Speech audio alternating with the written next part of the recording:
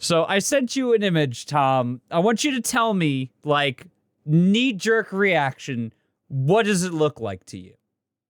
It looks like a couch made of hot dogs, but they're not hot dogs.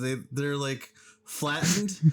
The rounded edges, the corners of them look like hot dogs, but when you get down to like the bigger layers, like that are flat out, it looks kind of more like toast or like some sort of bread. But so I looked at this, and my immediate thought was, so that's just a bunch of melted Nestle Crunch bars that got stuck in the machine at the factory that wraps them and melted. Okay, so what is the actual answer? Because the actual thing, it is an actual sofa, and I'm sending you the images of what the sofa looks like in full. This is not a sofa. Whoever designed the sofa is not worthy of holding a designer pencil anymore. They have to go back. This is literally L-shaped meat for sofa. Okay, so I guess I was at least right about it being you were right about it being so it's hard to mistake those leather lines. But still, this is something you would build in Close Encounters of the Third Kind if you were out of mashed potatoes. This means something. This is important. Yes. Okay. Yes, it is. This is part of the Grand Canyon where I gotta go. So why am I here, besides it being the second night of Hanukkah? Right. Which, by the way, happy Hanukkah. Here, have a menorah with too few candles, and now have a menorah with way too many candles. What is happening? People are very confused about how many nights. I started the first episode of my podcast, and we've already gone way off the rails. You're welcome. This is what happens when you have me on a show. Okay. All right, Happy 27th night of Hanukkah podcast. Welcome to Wiki Sift, a shallow dive into pop culture and fandom. Stevo, I'm not cutting this out. This is going in.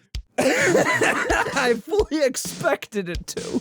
Okay, so why am I here? Okay, welcome to Wiki Sift, a shallow dive into pop culture and fandom. Today we're going to be talking about movies with an alarming number of sequels.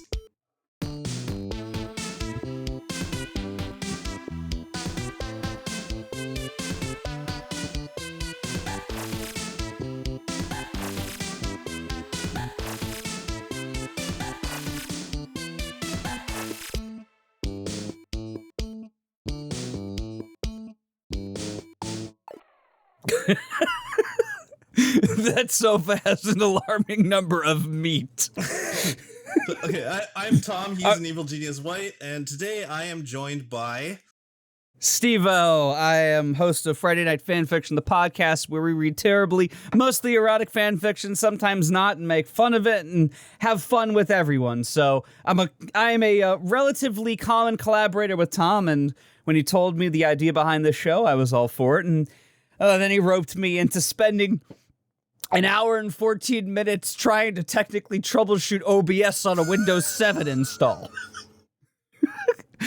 Okay, you're not cutting this. Okay, you can stop giving me crap about Windows 7 now.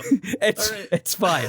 So, all right, so you said movies with alarming number of sequels. Yes. What this whole show is about is taking a peek at obscure and ridiculous trivia from fandoms that we do not participate in, because I could read 86 years of comic books, but I'd rather just go to the DC fan wiki and read how many types of kryptonite there are.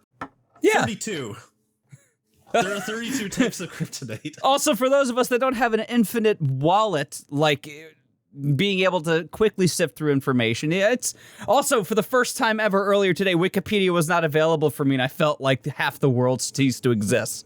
So that just shows how important and how indispensable these sites are, but obviously they don't always capture the full range of information. So yeah, today specifically we're talking about movies that have an unbelievable number of sequels. I know Land Before Time has at least 13. I was going to start with Land Before Time. There are 14. They have, yeah, 14 is like, was it Fun with Friends or something? I know one of them, I think it might have been 13. It's whatever the one that Cuba Gooding Jr. is in. 5 minutes in, Littlefoot has a fever dream that his grandma dies, and I was like, why don't they just end the movie here?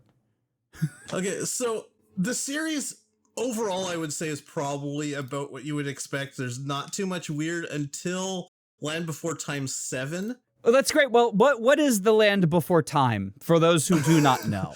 Okay, so of course, Land Before Time was a movie that came out in the 80s by Don Bluth. Very beautifully animated movie about dinosaurs, and they're trying to find this like peaceful oasis away from the meat eaters. And yeah, they're trying to find a new home. Yeah, and it's basically Homeward Bound, but in reverse. I guess so. So the series is pretty much what you would expect after you've seen the first one. All family friendly, kind of harmless situations. None of them are quite as edgy as the first one, I don't think. Okay, before you describe 7, and that's where I'll remind you that's where we are. I know that the first one came out in theaters. Was that the only one that had a theatrical release? I believe it's the only one. I think the rest were direct-to-video. Oh, okay. So that would now make sense when you say the rest of them are what you would expect. So instead of a big theatrical release, it's all direct-to-DVD quality. Yes. Okay, all right, cool. Now the description for 7. So, okay. So let me just give you some excerpts of the plot as written on Wikipedia. Late one night, Littlefoot sees a strange blue-colored meteor falling from the sky and crashing into Three-Horn Peak, an active volcano in the Smoking Mountain Range. 2 newcomers, the mysterious Rainbow Faces, which are Gallimimus dinosaurs, so they are like real dinosaurs. Okay. The Rainbow Faces tell them of possibilities of wonders beyond what they know and suggest the rock may be a stone of cold fire. So let me skip. So ahead. aliens. Yeah. So let me skip ahead to the end. Littlefoot finds the Rainbow Faces and asks them if the meteorite really was a stone of cold fire. They admit that while it wasn't, his effort to search for it was what really mattered, and reiterate that there are many unknowns to be discovered beyond the mysterious beyond. Littlefoot is then momentarily distracted, and when he turns around, he finds the Rainbow Faces have disappeared in a pillar of light, implied to be a tractor beam, indicating that the Rainbow Faces are aliens. All right, so this is an episode of The X-Files for children. So, I guess when a series is 14 movies long, eventually they jump the shark. Well, when you first brought up the description, I'm like, all right, so this is the start of Final Fantasy VII. Genova comes from the sky and lands in the northern crater. And then the dinosaurs are there, and the dinosaurs tick Genova off, and, a couple millennia later, Cloud and Zack and Sephiroth all exist. Yeah, but no, like the twist with them being aliens with a tractor beam, I would not expect that in a dinosaur movie for children. Although you kind of call it as soon as I started to describe it. You're like, yeah, they're aliens.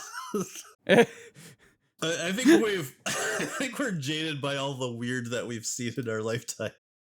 Maybe you and I do tend to seek the weird out. All right, so let's go to our next series that we're going to talk about, and that is the Barbie film series. Barbie. Do you want to take a guess Barbie has how films. many Barbie movies there are? Could I get an over/under? Like, is it more or less than Land Before Time? It is more than Land Before Time.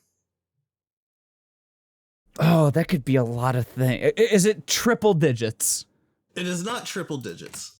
All right, so it's anywhere between 15 and 99. That's all I needed to narrow it down. I'm going to say 26. It is more than 26. I'm going to say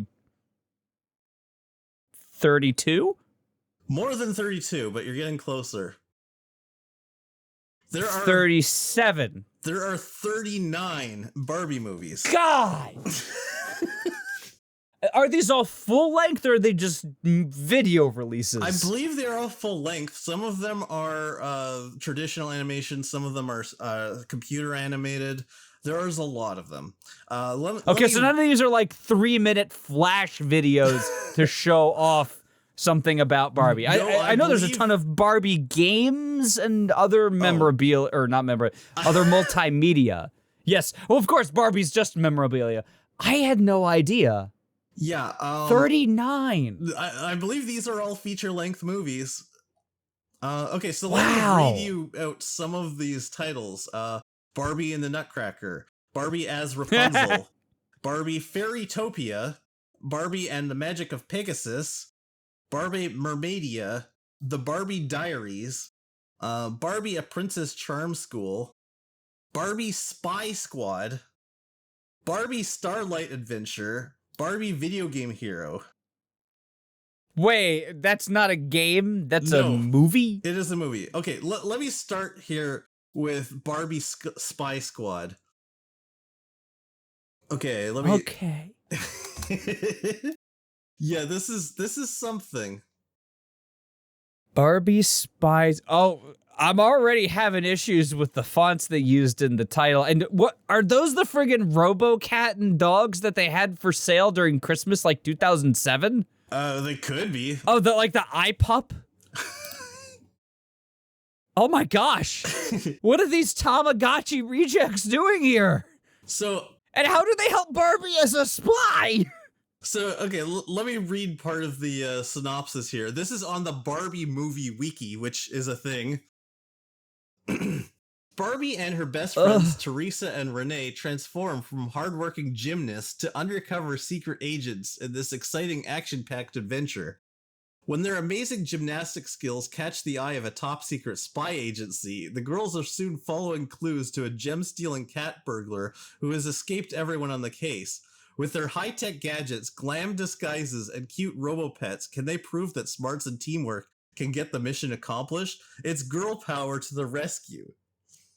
Hardworking gymnast to undercover secret... Oh, so this is... I didn't realize that Barbie was Columbo. So here... Although now I want to see Columbo wearing Barbie's outfit. That would be sexy as hell. So, I have notes. I don't think... I don't know why spy agencies would be looking for gymnasts. I guess because they want someone to do, like, backflips through laser wires or something, but okay, I guess that makes sense. Logically, in that universe it is, we must find somebody that we can train specifically to be a spy. Exercise drains the brain. Go get me some gymnasts. But I don't feel like the CIA or other such spy agencies are interested in cat burglars. I mean, there's more than just cats on the cover, so do they make a joke about the other pets? I'm assuming you haven't seen this. No, the whole point is that I haven't seen this. These are all things that I have not watched and just read about them on Wikipedia. That is the entire purpose. Okay. All right. This is disheartening. What's the most recent one made by Barbie? Like the most recent Barbie movie? Big City, Big Dreams. It's a pretty and how generic recently? Title, so let's. Apparently, they've announced one that's going to have a theatrical release in 2023. So they're still making them. It says release date was September 1st, 2021. So it just came out. It came out like 2 months ago. Oh my gosh. And who's in this? These are all people half my age. It makes me sad. Are you wondering also, what you're doing that's with a your name life that for you're an not making Barbie movies? That is a name for an actress. Her name is America Young. Yeah, that sounds like an immigrant name, doesn't it? Like like someone from Singapore who wants an American name. I am American Or it sounds like Young. somebody from Wisconsin who moves to California and wants to be cast as a Southerner and claims they're from California. Yeah, I think that's pretty accurate. Like legally changing your name from like Margaret Winterbourne to America Young. Okay, so next one I want to talk about is Barbie Starlight Adventure. Oh, dude, it's Barbie and Neon Knight Riders from TMNT Turtles in Time. That's awesome. I love that cover. The official description says, join Barbie on an out-of-this-world adventure.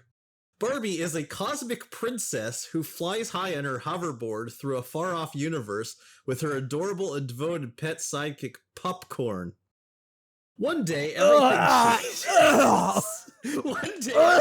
changes when the twinkling stars start to dim and slow their dance in the sky. Barbie travels to a beautiful new planet to join a special rescue team on a mission to save the stars. Once there, she teams up with a group of talented new friends who work together to save the galaxy through exciting hoverboarding adventures. Barbie soon discovers that if she listens to her heart, and with the help of her friends, she might be the leader the whole universe has been waiting for. Or not? Like, I'm already decently suspect of that assumption of... Why does this sound like Katamari Damacy? This is just... Who writes these? Who gets money? Find me! I can write for better! Please! We can all write better. Yeah, give me a chance, Barbie. I could make you a star. Also, that sounded way worse after saying it out loud. It's like I'm calling Barbie to the casting couch. Jesus Christ. So, so there on the Barbie movie wiki, there is a summary of the story, which obviously was written by a fan. It's not really like grammatically perfect. So my purpose here is not to make fun of some person who wrote this. I'm just we're gonna take what we can with a grain of salt here. It says, on the central planet, Sheena and Karina use their powers to take everyone closer to the planet's center. They find the heart of the galaxy, and after the Statotron fails, Barbie dances and uses her powers. The Stanotron, as in like incel stands? Statotron. Okay, good. We're not going into Reddits anymore. Okay, yeah. All right. After the Statotron fails, Barbie dances and uses her powers to reset the stars, and then the magnetic storms clear. Great. Now, I'm missing a whole lot of context. Such thrills. There, but I think the summary is also missing that context, so I just want to show you how confusing that sounds. Yeah, a bit. And, like... This is, considering the target demographic, I'm not seeing a lot of overlay in the Venn diagram between Barbie enthusiasts and people over the age of 12 with, writing skills and full comprehension at a collegiate level. So, I'm not surprised the wiki is confusing. Let me try to like unpack this a little bit. Okay, Sheena and Karina use their powers to take everyone down closer to the planet's center. There they find the heart of the galaxy, inside a planet's center. And after the Statotron fails, whatever that means, Barbie dances and uses her powers to reset the stars. And then the magnetic storms clear. Okay, so, again, my brain is jumping to video games. This is just the first mission in Final Fantasy X-2. Where they dance and everything gets better. Or like any Hanna-Barbera cartoon from the 60s to 75. But regardless, that, yeah. What's the budget? I'm curious. Not that I want to diss on Barbie, because I'm sure that for the people who enjoy it, this is adequate entertainment. But as an outsider, I really am curious about the level of entertainment and how much money it costs to make.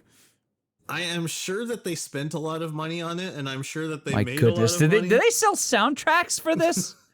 Oh no, Barbie Video Game Hero is the next one. Thanks, Tom. Yes, Barbie Video Game Hero. Okay, official description. Get ready to power up. When Barbie magically gets pulled into her favorite video game, she's excited to see she's transformed into a fun roller skating character. In the game, she meets Cutie, the lovable cloud-shaped friend, and Bella, the roller skating princess. Together, they soon discover a mischievous emoji is trying to take control of the game. As they travel from level to level, Barbie must rely on her amazing gaming skills and out-of-the-box thinking to save her team and beat the game. All right, so plundered stuff from Wreck-It Ralph.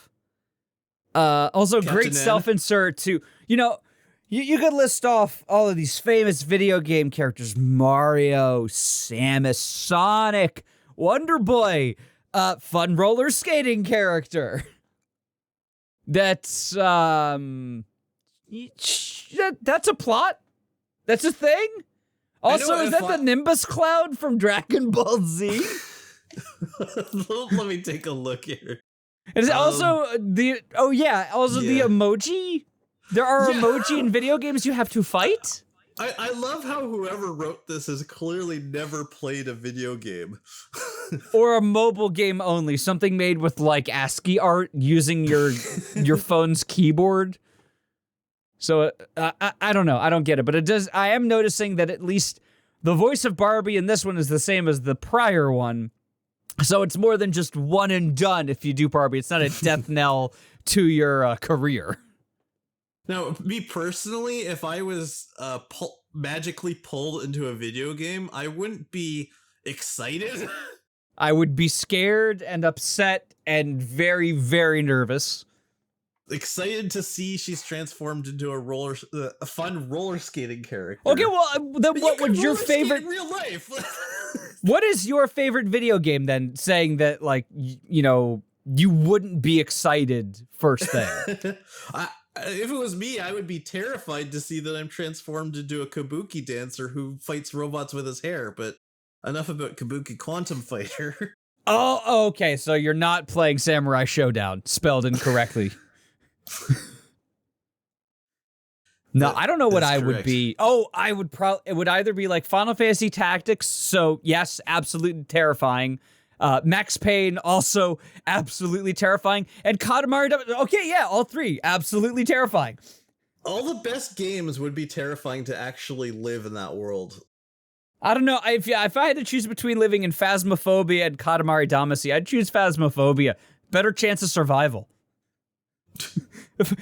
Chances are, if you're brought into Katamari Damacy, you've got like a 1 in 14 shot of being one of the celestial beings that does the stuff, and a 1 in 900,000 shot of being something that gets rolled up. Yeah. And then turned into a burning ball of gas. I think the important thing to remember is that video game worlds are horrifying. As a great segue to the next link you sent me. So there are 39 Barbie movies. Guess how many Bratz movies there are? I know there are at least 15 games, at least the last time I worked at GameStop there were. So I'm going to hazard a guess and say it's a little less than Barbie.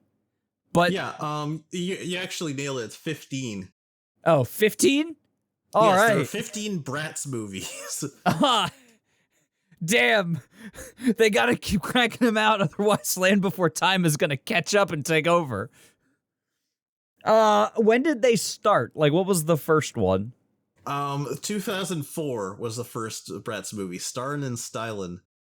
And the latest one, was it also this year? The latest one is 2013. Okay, so it's not one a year. It's like once every 2 years. Like maybe Bratz, less. I thought kind of was a passing fad, so I was a little surprised to see that they made them as late as 2013. No, Bratz are still, as far as I know, they're still very popular. I don't have a child old enough to get those things, and I currently have a son who is not terribly interested in stuff that is designed like dolls and whatnot. But I know that other kids in the daycare have Bratz specific branding of stuff. Oh, well, there we go. But that poster. All right, those are the evil emoji faces from the Barbie movie. So so I think the Bratz descriptions are even better than the Barbie descriptions. Okay, this is the very first movie, Bratz starring and styling. Here's what it says on Wikipedia. Chloe, Yasmin, Sasha, and Jade get ready for prom night. Their art teacher, Mr. Del Rio, assigned them a project to express themselves. Asked by the girls to give them extra time for the project, the professor denied the girls' petition, thus presenting them with a dilemma. Get prepared for prom night or make a project that will count for 25% of their yearly grade. Prom can happen another time. There is no dilemma here. Just don't go to prom. He gave them a project that's worth 25% of their yearly grade, and the only directive is express yourselves. And he must have known that prom is like a big thing because it's part of the school. I mean, again, you're also missing context here. When was the thing assigned? Was it assigned far enough ahead of prom, or was it assigned? It doesn't say. It really doesn't say. Well, usually prom has at least, give it a 2 to 3 week window, but more likely than not, it'd be like half the friggin' year that people will know, including staff. So this just doesn't make an academic sense. But the fact that it's even a discussions like between 25% of your grade and going to prom, I don't see a problem with you having to sit down a dance or two and working on a diorama to fucking express yourself. Bring a camera. This is a documentary of what you're passionate about. This is you expressing yourself. Boom. You knock prom out and you get a good grade. Well, we're getting ahead of ourselves a little bit, I think. Okay, so a day at the beach stresses out Sasha, who has volunteered to be the school's prom committee and chairperson. So you have a project that's worth 25% of your yearly grade, and you have prom, and you're the chairperson of the prom, and you're spending the day at the beach. And you go to the beach! So, okay, this is worded a little bit in a confusing way, but let me try to get through this. Okay, on prom night, the hired cook's not arriving on time due to a traffic jam, the photographer quitting to become a painter, and the DJ being homesick with a fever. The girls come up with a plan for a do-it-yourself prom. Hold on. I don't know what it's... Okay, they make a disco ball work, set up balloons, using their video camera to take digital pictures, preparing their own food, playing their own music, and turning an empty room into a dance hall. So they solved the problem of having too much to do in too little time by doing everything themselves.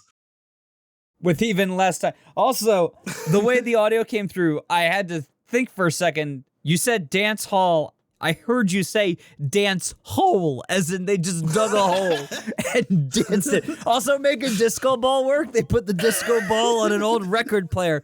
Ooh. Welcome to the prom. Jump in the dance hole.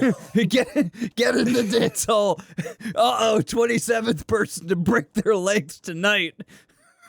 This hole is a little deep. But more people jump in there, and then we'll be able to dance normally. Oh my gosh, this is awful. They're either in a very low-lying town where the swamps are, or they live in a place where you have to boil water to get all of the contaminants out of it. So I'm not sure which, but they're both isolated.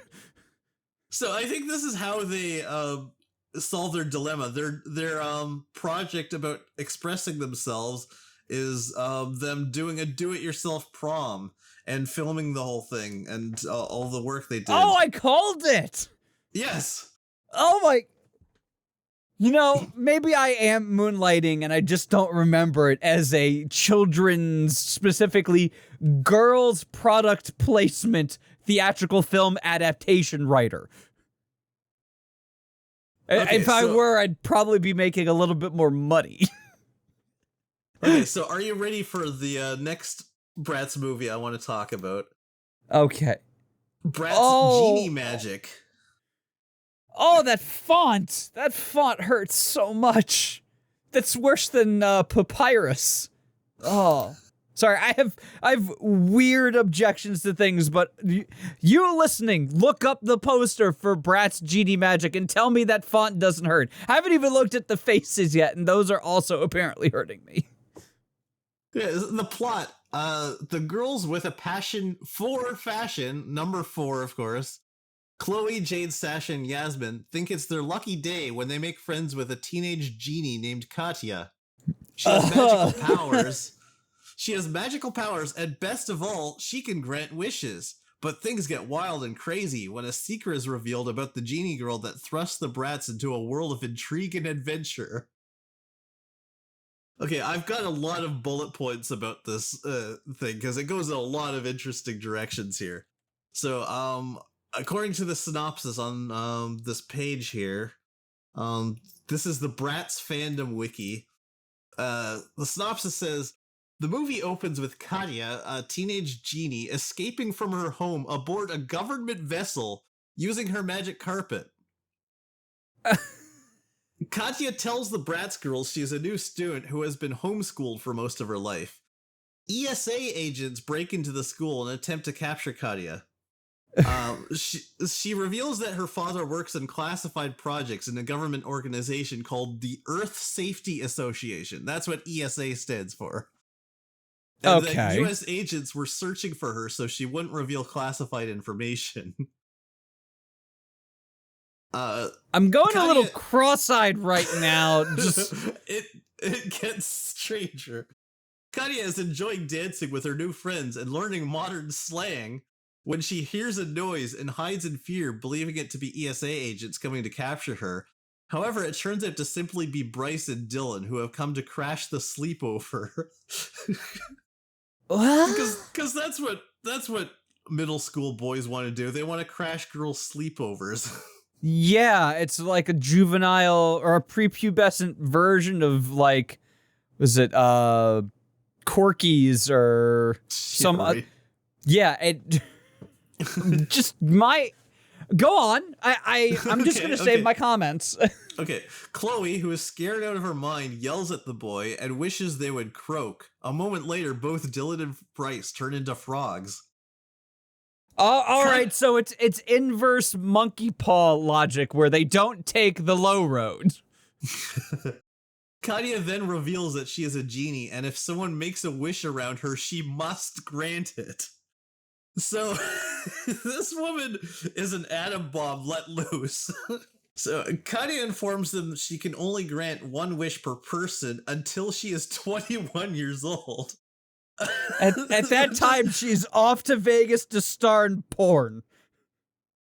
It's a very strange requirement to her. Like, once she is 21, does that mean after that she can grant as many wishes as she can, or that she can't grant wishes, or the moment she takes her first sip of alcohol, she no longer has that power? I don't know. I don't know if it means when she's 21 or the person who she's granting the wish. It doesn't say. The girls arrive at Chloe's home to find it trash and a figure lurking in the dark. The girls attack the dark figure, who turns out to be Byron Powell, a reality TV producer and an undercover agent who knows about Katya's situation. He shows Katya I know you're and her saying friends- Katya, but I keep hearing you say Kanye.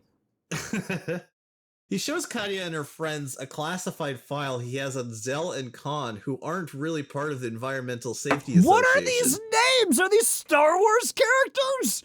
Basically, Khan is actually the founder of the ESA, the Evil Scientists Association, an organization that uses science for evil purposes. Assuredly, they must be evil. They say evil in their name. So if you haven't been paying us close attention, ESA stands for 3 things so far. And also the Entertainment Software Association, so, they also have to give video games maturity ratings. So first they said it's the Earth Safety Association, then it's the Environmental Safety Association, then it's the Evil Scientists There are Association. so many other letters in the alphabet! Ugh. So in the end, the Bratz girls' wishes come true. Byron donates money towards Yasmin's pet shelter. Chloe gets an A in her geography test. Sasha gets the DJ internship, and Jade dumps Matt after finding out he waxes his legs, something she didn't find attractive. Excuse me?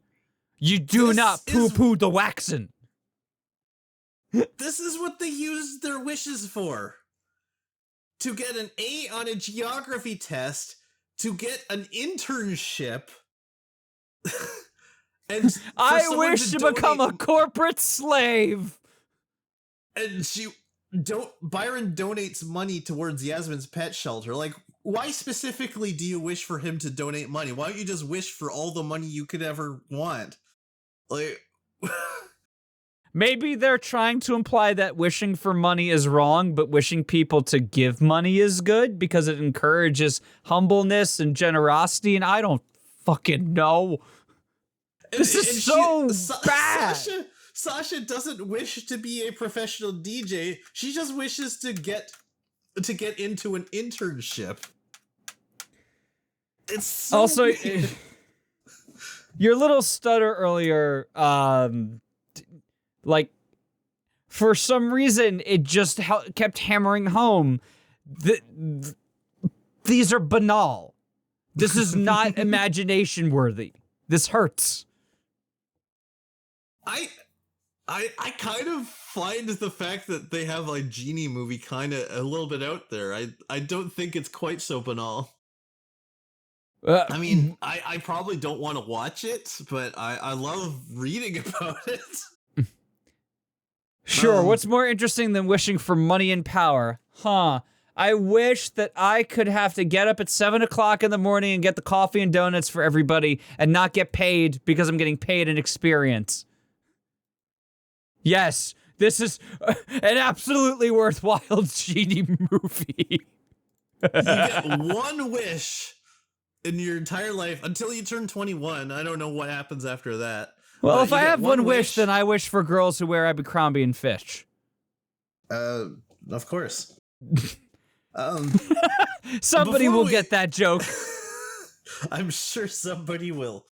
So before we move on to Bratz, I do want to mention that in August 2007, and just FYI, there are 4 Bratz movies released in 2007. But all right, so when I said there was one like every year or year and a half, for a few years they have a release schedule that is like kind of stuttery. Skip a year, skip 3 years, have 4 spill out on the same year. Right. I guess it counts as cross promotion. I don't know. But yeah, multiple came out in 2006. Multiple came out in 2008. So they must have had multiple studios working on this. But in August 3, 2007, they made Bratz the movie, and you might have noticed they've released already almost 10 movies by this point. So why is this one called Bratz the movie? Because it's live action. Oh no, I'm scared to see if you're gonna link that poster. Bratz the movie, the poster doesn't look anything like Bratz in general. It looks like the Asylum's production of Clueless. I kind of see the Bratz a little bit. Like I see them a little bit, but I see nothing else. Like, remove the exaggerated proportions and have like actual human beings playing them, and that's kind of what I imagine the Bratz looking like. Just really awful cel-shaded photography. Okay, so I'm gonna kind of skip over this a little bit. I'm not gonna spend too much time on it, but I do want to quickly mention You must have heard of a famous series called Debbie Does Dallas.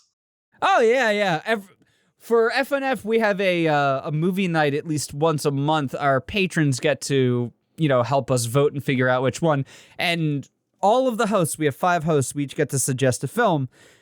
Without fail, Sean always suggests Debbie Does Dallas. So, it's one of those names that you hear a lot in pop culture, but I didn't actually know it was porn until I looked into it. Oh, you poor soul. There are 20 Debbie Does Dallas movies. That's less than I would have expected. Now, I guess like porn studios churn out things over and over and over again. I don't even know. Oh yeah. Like I'm somebody who goes to porn sites very often. No. I'm being serious. Like I look at some of the adult DVD sites just for funsies, and there are series out there that are up to like the 70s, and they've only been going since 2008. I don't know as much about this industry as you do, but I imagine that's most fine. of them But Debbie Does are Dallas. just like, that's yeah. Well, I imagine most of them are just concepts that they keep recycling, like big booty. Yeah, like women art school sluts. But for this one specifically, Debbie Does Dallas is like it has production.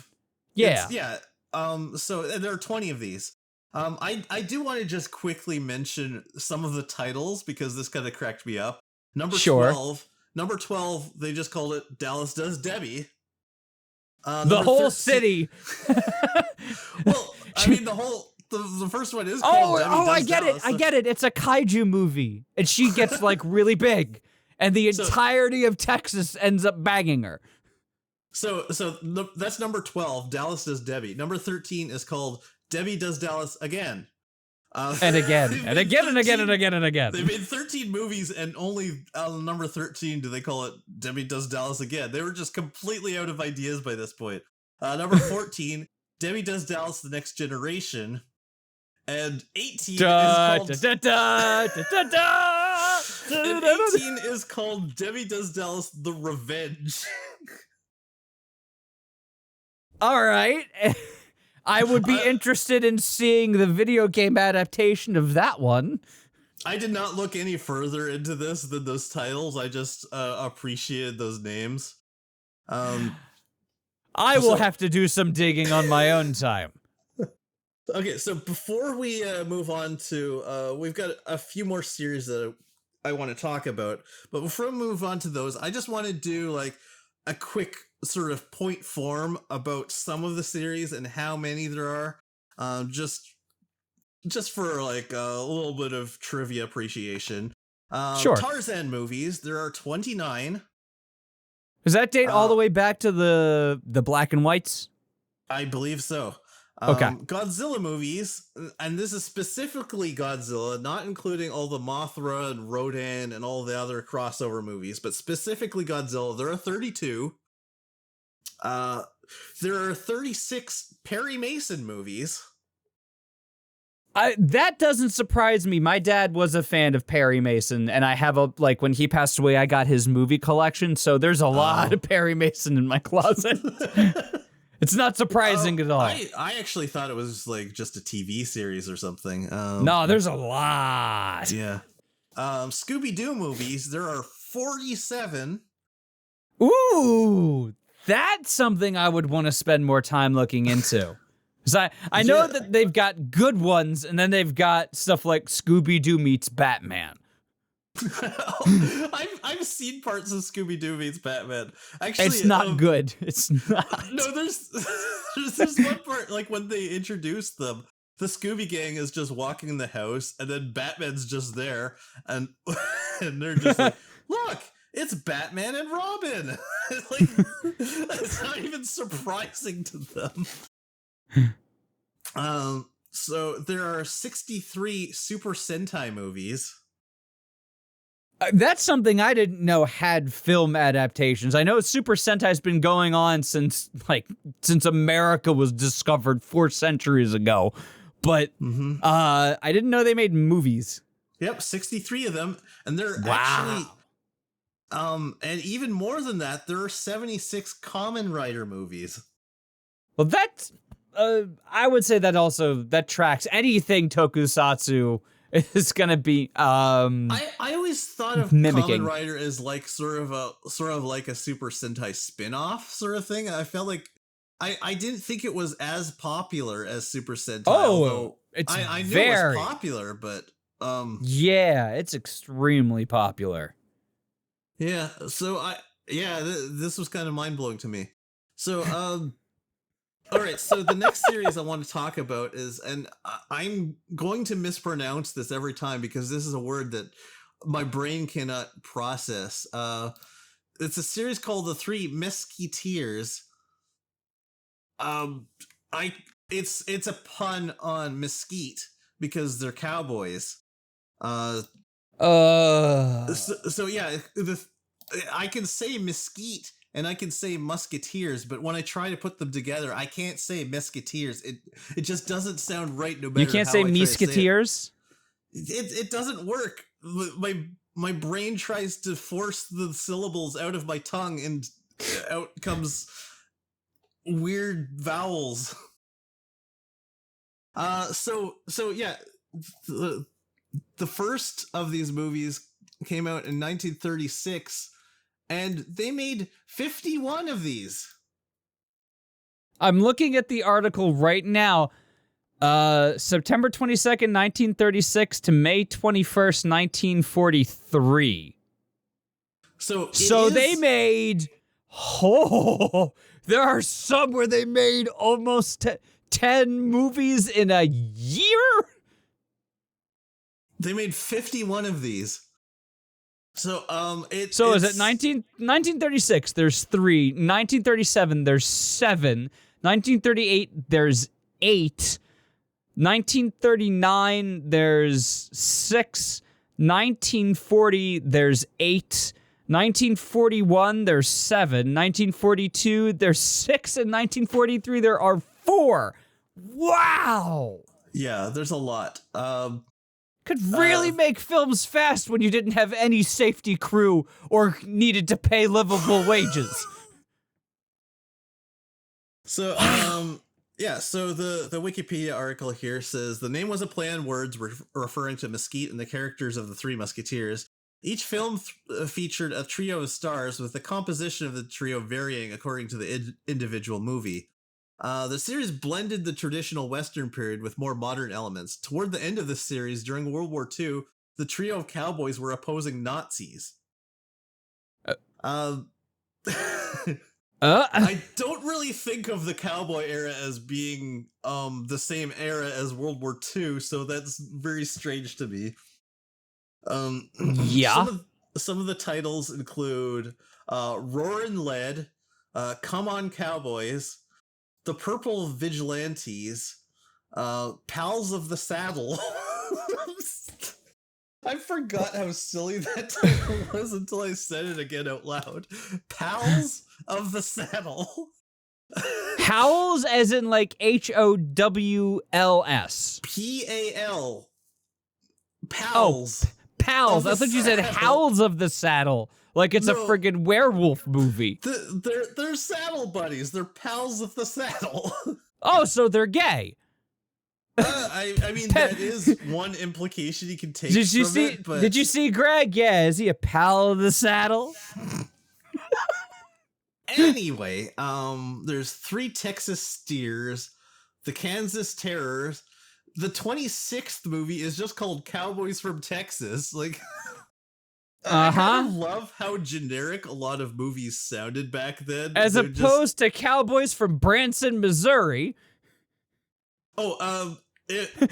Cowboys from Nunavut. So, yeah, I mentioned number 17 was Pals of the Saddle, but number 37 is Saddle Mates. They're all just euphemisms for homosexuality. How is this not a porn series akin to Debbie Does Dallas? They all just, so many of them just sound so generic, like the Trailblazers and all right. So close your eyes. Close your eyes for a second. Okay. Forget the name, like the overarching umbrella term. If I tell you things like Prairie Pioneers, saddle mates, pals of the saddle. You're going to tell me these sound like either westerns or pornographies. Yeah, I mean, I would say the Westward Ho is a layup. Yes, that is one of them. One of them is called Westward Ho. Yes, it is. I'm looking at the article. That's what I'm doing. So, Valley of Hunted Men. This is too easy. I feel like it's like I don't get like a gay vibe from it. I get more of we don't even understand that gay is a thing vibe. From No, this. I know that that's the thing. I'm taking this off in a creatively funny narrative, but Well, I for think reals, that's funny to me that like they say things that sound like extremely homoerotic because the idea of homoeroticism is just so foreign to them that look here come Bill, Luke, and Joe, the Trigger Trio. You guys doing a shoot today? Okay, so let me describe a couple of the movies in this series. So okay, this one is the Purple Vigilante. What? No, I'm sorry that I constantly am laughing about this because I keep looking at the names and my brain won't stop. All right, Purple Vigilantes, not a euphemism for something you should see your doctor about. The film is about a rancher who organizes other ranchers to form a vigilante group in order to rid their town of outlaws. After the outlaws are defeated, some of the men posing as the vigilante group go on a crime spree. Now, here's some interesting trivia that says right in the Wikipedia article. John Denver, in his book Legal Realism, Movies as Legal Texts, compared the hooded and robed vigilantes in the film to the Ku Klux Klan. He cited the Purple Vigilantes as being the series western most clearly inspired by the Klan, noting that the film was treating its hooded terrorist organization as originally serving a legitimate purpose, but corrupted over time.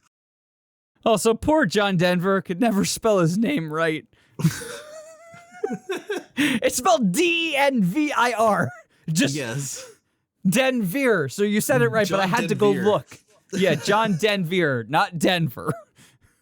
So yeah, they got a movie about a vigilante group that all wear purple robes. That's modeled after the Ku Klux Klan, and then whoops, they go on a crime spree. Could never have seen that happening. The 22nd movie in the series is called the Three Texas Steers. There's no Wikipedia page for it, but I have the IMDb link right here. Oh, I mean, there's a Wikipedia page, but there's no description for it. Yes, that's correct. According to IMDb, the description here, it is 1937, but the life out west has not changed much.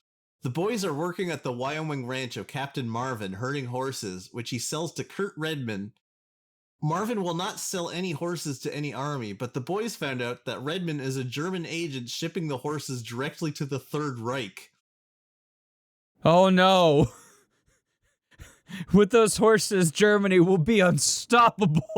Okay, I'm sorry, I read the wrong description. That was the description for the fandom Plainsman. Okay, the Three Texas Steers. See, they all the titles are so similar to each other. I couldn't even tell I was reading the wrong synopsis. Okay, so Three Texas Steers. Nancy Evans, lovely circus owner, has a ranch that she's never visited, but for sentimental reasons won't sell to Mike Abbott. Her partners, secretly in league with Abbott, sabotage the circus to force Nancy to sell a ranch. Instead, she goes there to live. Will her neighbors, the Three Mesquiteers, be a match for the secret swindlers? And what's so valuable about that rundown ranch anyway? What is? Are you going to tell me, or? That's all it says. That's all I have to go. So you weren't asking a question. It was part of the description. It was part of the description. Oh my goodness, this is no. All right, this one you lost me on. I stuck with you through Bratz and Barbie, and this. I'd rather go back to thinking it's just porn. For sentimental reasons, she won't sell a ranch that she's never visited. Why? I don't know. That doesn't make any sense. No, there's no sentimental reasons. Oh, there's a place in the world I've never been, but I own it. I can't sell it. That doesn't. Her partner sabotaged the circus to force her to sell it, but instead she goes to live there. So she went to live at the circus so that she wouldn't have to sell it. I don't know. Sell the damn ranch, lady. Movie over. So yeah, the Nazi one is the Phantom Plainsman. That's where they find out that someone is selling horses to the Third Reich. They're going all the way to American to import horses, I guess. Yeah, it makes a lot of sense. And, you know, they with the heavy artillery, horses are renowned for their ability to stand up to panzer fire. So, smart investment on behalf of the German military. Horses were integral to World War II, at least.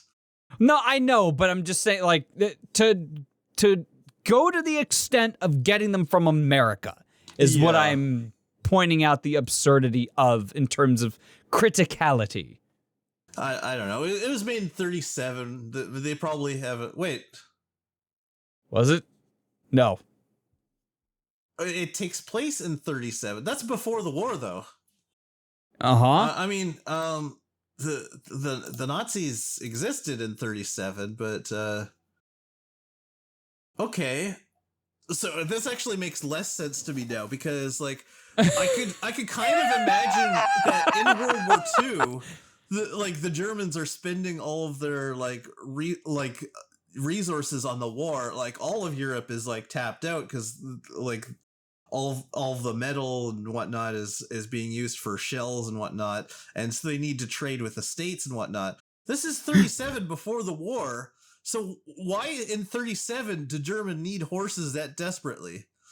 To support their military, testing out if you could transform a horse into a gun. I really hope that's what the movie is about. I would break my rule and see this movie.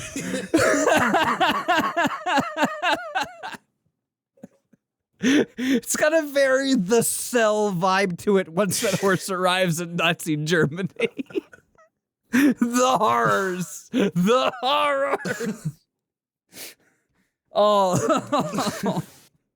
All right, what's the next film in the series or the next film series? Okay, well, the next film in the series is The Shadows of the Sage and Valley of Hunted Men. There's just a few more, and closing out with Riders of the Rio Grande at 51. The next series that I want to talk about is the El Santo series. Are you familiar with this? Yes. Anybody who's watched MST3K on random has inevitably gone and watched like the Hercules or El Santo films incidentally. So, okay, El Santo, very famous Mexican wrestler. Yeah, the most famous. I find this absolutely fascinating. Like this whole concept. So, he was a wrestler who transitioned from wrestling to a movie career. But see, he wore the mask. He was really, really dedicated to kayfabe. Like he was never seen in public without his mask. He kept his identity a closely guarded secret until after he retired. Then he showed his face once on a talk show, and they didn't have it on camera. He just showed it to the audience. The audience could be heard gasping in horror, and two people fainted. So throughout his very, very long spanning career, he stayed in character and with the mask on as El Santo. So when he transitioned to a movie career, he's the closest analog I would say in our culture is The Rock, except that he exclusively played his wrestling persona and wore the mask in every single one of the movies. So it's imagine The Rock, but every single movie that he's in, he plays The Rock. So imagine if the wrestler Sting, not blonde-haired version, Kiss makeup version, ended up transitioning from wrestling to make 52 movies of The Crow. That would be an analogy. Yeah. So, and yes, there are 52 of these movies. Wait, I got that right? Yes. I thought you were looking at the Wikipedia article. No, I just said 52. There are exactly 52. Oh my gosh. So, and these I was trying to think of an absurd number. I thought there were like 20. There are 52 El Santo movies, and they have fantastic titles. Listen to some of these. Santo versus the Evil Brain. Santo versus the Zombies. Santo in the Hotel of Death. Santo versus the Vampire Women. Santo versus the Strangler. And followed up by Santo versus the Ghost of the Strangler. Good. All right. The person they hired for continuity is doing an adequate job. Santo versus the Martian Invasion. Santo and Dracula's Treasure, also known as The Vampire and Sex. The Vampire and Sex? Yes, that's the alternate title of the movie. Santo versus Frankenstein's Daughter. Santo versus all she wants to do is change her name and move on with her life. Santo versus the Killers from Other Worlds. Santo versus the She-Wolves. Santo in Anonymous Death Threat. I think that one's my favorite because after so many interesting and bizarre directions, it's just someone sends an anonymous death threat, and this is what the entire movie You're is a big about. stinky poopy face, and I hope you croak. Santo, you must investigate. I'm on it. This was written by Jimmy in Mrs. Melvin's 3rd grade class. To keep going, there's Santo and the Revenge of the Crying Woman, Santo versus the TV Killer, and Santo in Fury of the Karate Experts. The karate experts. Yes. Santo in Fury of the Karate Experts. I want to see if this is I want to see if this is where El Santo beats the crap out of the kids from Three Ninjas. That was the last movie he ever made in 1982. Aww. By How the way, old was he when he... Okay, so he wasn't that young, but he also wasn't that old. right. was Wrestler careers tend to end before Yeah. most other careers because you can't take that much punishment that long. Nope. A couple of notes that I want to say about this series. Santo versus the Zombies came out in 1961. It predates Night of the Living Dead. So this was a zombie movie before zombies were a big thing. Well, I mean, I think in the 50s and 60s there was like zombies were used, but they were not widespread. They kind of like faded away for a while. Yeah, they were there are a few like obscure movies here and there. Like I think White Zombie is the most famous one. Right, and that's still obscure. It was before Night of the Living Dead kind of defined the modern zombie. It was like these were like the old school concept of a zombie, which was like a voodoo. Yeah, somebody who's still alive but completely manipulated.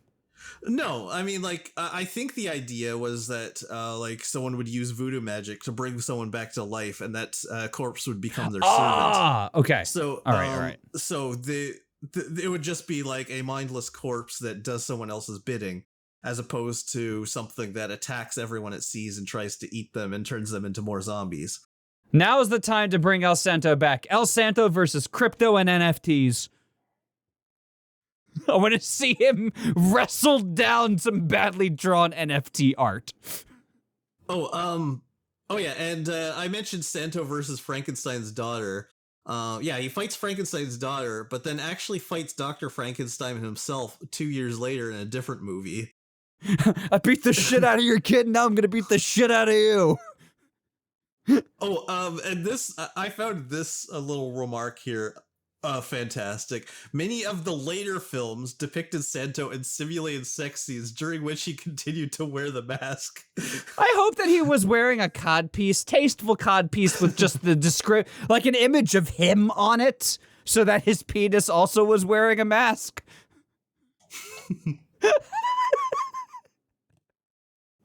Oh no. So desecrating the memory of one of Mexico's folk heroes. Are you just saying that, or are you reading that off something? It kind of sound like no, that's what I'm doing by suggesting that he wears a codpiece of himself. So, without having seen a single Santo movie, I love this series with all my heart. Okay, so there's one last series that I'm going to talk about, and I think this is the longest running series that I could find. It's Chinese. I think it's specifically Hong Kong. It might just be a collection of different ones because it centers around Wong Fei Hung, who is a Chinese folk hero. There are 80 movies about this character.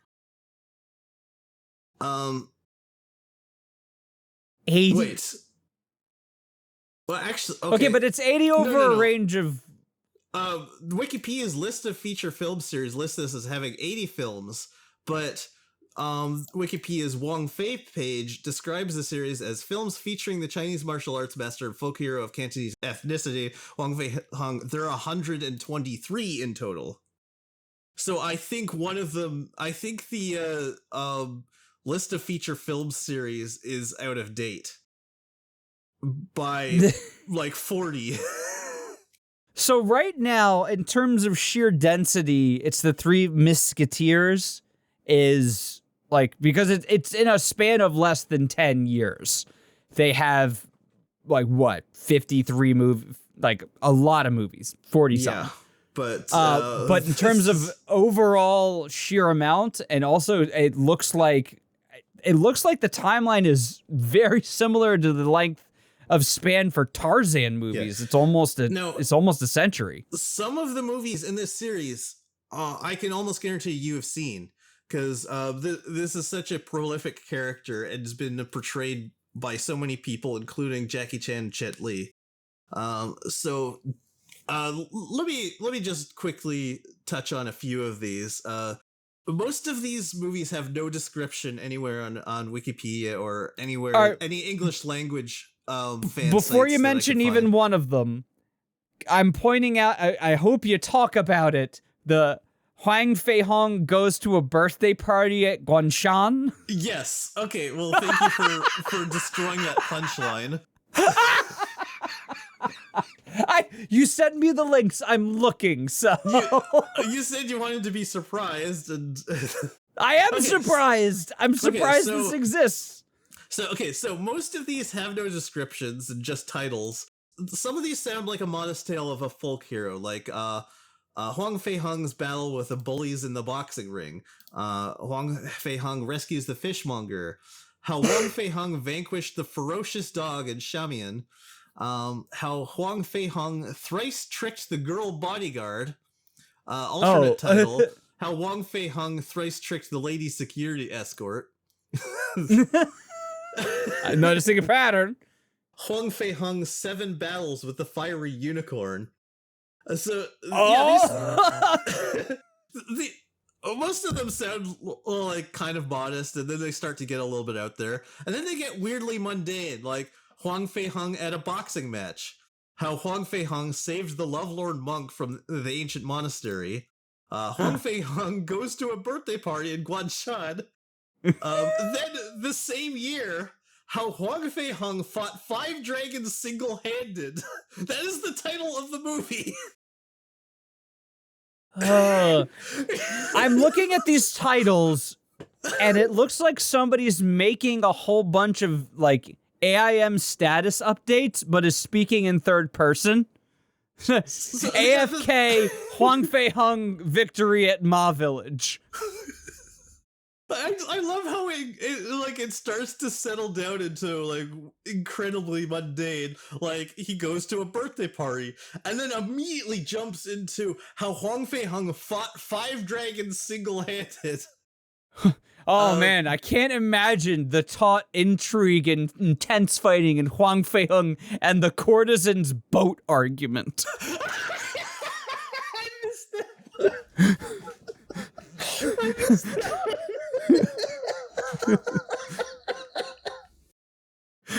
That is the most lame, ineffectual, unenthusiastic title for anything involving a martial artist. I am not making fun of Chinese culture. I know some of this is purely just lost in translation, and that's where all the humor comes from. But this is so funny to me.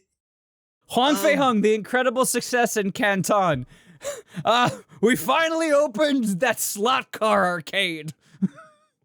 So 1960, there was Wong Fei Hung's battle with the gorilla. How Wong Fei Hung conquered IBS. Wait, what? That's not a real one. Okay, it's not okay. Because after boat argument, I'll believe almost anything. Courtesan's boat argument. You can't remember how important it is. But yeah, some very, very popular movies were actually based on Wong Fei Hung, including Drunken Master, starring Jackie Chan. Also Snake in the Eagle's Shadow, also played by Jackie Chan. And Once Upon a Time in China, played by Jet Li. Oh, I've seen Snake in the Eagle's Shadow. Yeah, and Iron Monkey. So you can see how influential this character was. Yeah. Okay, so I want to talk a little bit, though, about the actor, Kwon Tak-hing. I'm sorry, I'm probably pronouncing this horribly wrong. Kwon Tak-hing was a Hong Kong actor best known for his portrayal of martial arts folk hero Wong Fei Hung in at least 77 films. Oh, wow. Between the 1940s and the 1980s. So Jackie Chan and Jet Li played this character, but Kwon Tak-hing played him 77 times. Wong Fei Hung gets stuck on the Canadian highway.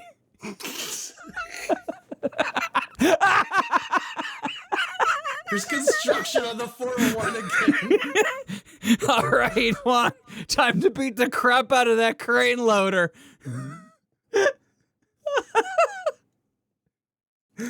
Wong Fei Hung asks to see the manager. At Applebee's. Oh, this is a good bit. This was a good find. Wong Fei Hung is not satisfied with the level of spiciness on his chicken wings. Wong Fei Hung unsubscribes from this podcast. I don't know why, I'm but dying I'm here. imagining these turning into like a Bollywood dance number. Oh yeah. No, I can definitely see that. Wong Fei Hung accidentally gets somebody else's mail.